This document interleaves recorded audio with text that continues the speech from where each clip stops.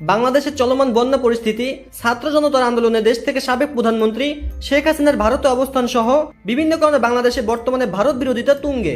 এমন পরিস্থিতিতে পেঁয়াজের দাম বাড়িয়ে দেয় ভারত, যেন সংকট দেখা দেয় বাংলাদেশের বাজারে। কিন্তু বাংলাদেশ এখন পাল্টে গেছে। ভারতের বিকল্প হিসেবে ইতিমধ্যে চীন, পাকিস্তান, মিশর, থাইল্যান্ড এই 4 দেশ থেকে পেঁয়াজ আমদানি শুরু করেছে। দেশের বাজারে কমতে শুরু করেছে পেঁয়াজের দাম। কিন্তু ভারতের বিকল্প হয়ে উঠবে কি এই 4 দেশ? বাংলাদেশ পেঁয়াজ আমদানি না করলে কি ক্ষতির মুখে পড়তে পারে ভারত, তা জানাবো আজকের এই ভিডিওতে। চলুন শুরু করা যাক। সরজমিন খাতুনগঞ্জের আড়তগুলোতে দেখা যায় ভারত, চীন, পাকিস্তান, মিশর, থাইল্যান্ড ও দেশি পেঁয়াজের ভর্তি। দেশীয় ভারতীয় পেঁয়াজের সরবরাহ কিছুটা কম হলেও বড় বড় চীনা পেঁয়াজের বাজার ভরপুর। দেশের বৃহত্তম পাইকারি বাজার চট্টগ্রামে খাতুনগঞ্জে চলতি সপ্তাহের শুরুতে বেড়েছে পেঁয়াজ সহ অন্যান্য পণ্যের সরবরাহ। ফলে পাইকারিতে 15 থেকে 20 টাকা পর্যন্ত কমেছে পেঁয়াজের দর। এদিকে ভারত হঠাৎ করে পেঁয়াজের দাম বাড়িয়ে দেয় এবং আমদানি খরচ বেশি হয়। বিকল্প দেশ হিসেবে চীন, পাকিস্তান, মিশর থেকে চট্টগ্রাম বন্দর দিয়ে 2,70,000 টন পেঁয়াজ আমদানির অনুমতি পেয়েছে ব্যবসায়ীরা। দ্রুত সময়ের মধ্যেই এসব পেঁয়াজ বাজারে আসলে দাম আরও কমতে পারে। খাতুনগঞ্জের এক ব্যবসায়ী বলেছেন, চীন থেকে বন্দরে আসা রেফার কন্টেইনার থেকে ডেলিভারি নিয়ে সোজা খাতুনগঞ্জে নিয়ে এসেছে পেঁয়াজ।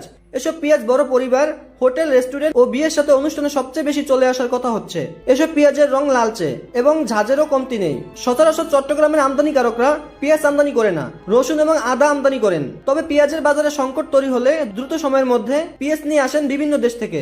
এই অবস্থায় সমুদ্রপথে চট্টগ্রাম বন্দর থেকে পেঁয়াজ আসায় বাজার নিয়ন্ত্রণে আছে। খাতুনগঞ্জে পেঁয়াজের ব্যবসায়ী সমিতি তথ্য মতে পাইকারিতে আজও ভালো মানের দেশি পেঁয়াজ 105 টাকা, ভারতীয় পেঁয়াজ 102 টাকা, পাকিস্তানি পেঁয়াজ 85 টাকা এবং চীনা পেঁয়াজ মাত্র 75 টাকা বিক্রি হচ্ছে। শীততাপ নিয়ন্ত্রিত কন্টেইনারে চীন, পাকিস্তান, মিশর থেকে আসা টনটনে পেঁয়াজ নামছে চট্টগ্রাম বন্দরে। 29 আগস্ট বৃহস্পতিবার চট্টগ্রাম বন্দর থেকে খালাস হয়েছে প্রায় 300 টন পেঁয়াজ। এর আগের দিন বুধবার বন্দরে নেমেছে পেঁয়াজ 400 টন। জুলাই থেকে আগস্ট এই 2 মাসে চট্টগ্রাম বন্দরে নেমেছে 4700 টন পেঁয়াজ, যা গত বছর বন্দর থেকে আসা পেঁয়াজের চেয়েও অনেক বেশি। 2023 সালে চট্টগ্রাম বন্দর থেকে পেঁয়াজ এসেছিল 3200 টন। এখন পেঁয়াজের সংকট নেই। বাংলাদেশের এই খবরে ভারত সীমান্তের স্থল বন্দরে ও পেঁয়াজের দাম কমতে শুরু করেছে। 2020 সালে একবার হঠাৎ করে বন্ধ করেছিল ভারত। এর কিছুদিনের মধ্যেই তাদের ব্যাপক উৎপাদন হয়েছে। 16 জানুয়ারি 2020 সালে বিপদে পড়ে বাংলাদেশে পেঁয়াজ বেচতে চায় ভারত। এই শিরোনামে যুগান্তর পত্রিকায় একটি সংবাদপত্র প্রচার করা হয়। কারণ ছিল ভারতের বিভিন্ন প্রদেশের চাহিদা ভিত্তিতে পেঁয়াজ আমদানি করে বিপাকে পড়েছিল দেশটির ক্ষমতাশীল সরকার। কারণ বেশিরভাগ রাজ্য সরকারই তাদের চাহিদা প্রত্যাহার করে নিয়েছিল।